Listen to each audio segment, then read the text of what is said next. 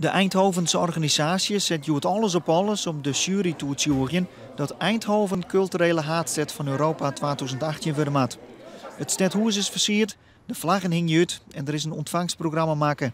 Het gebeurt al een jaar in het geheim.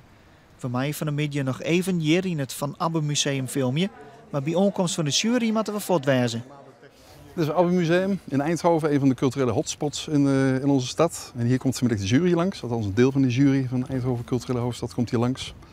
En wat ze dan krijgen voorgeschoteld zijn 3 projecten die hopelijk in 2018 hier worden uitgevoerd in de provincie.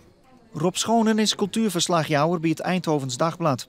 Uit een poll van die kranten blijkt verrassing genoeg dat de meeste lezers denken dat Ljouwert wint. Ik denk dat heel veel Friesen in Eindhoven wonen, dat die allemaal gestemd hebben, denk ik. Ja, dat weet ik niet waarom dat komt. Ik heb geen idee. Het kan vanavond zomaar anders zijn. Ik heb echt geen flauw benul. Schonen had een bod verdiepen in de bidboeken van de 3 kandidaatsteden. Nevens hem maakt het Ljouwert wel een kans. De plan van jullie, van Leeuwarden, dat is ook uitstekend. Maar ik denk dat kwalitatief Eindhoven er net even een stuk boven zit.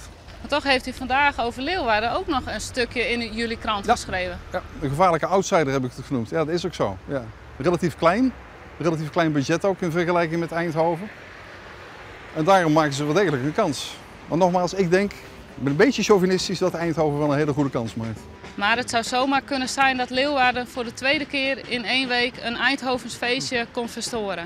Het zou zomaar kunnen, ja, maar ik vind het niet onprettig, moet ik zeggen.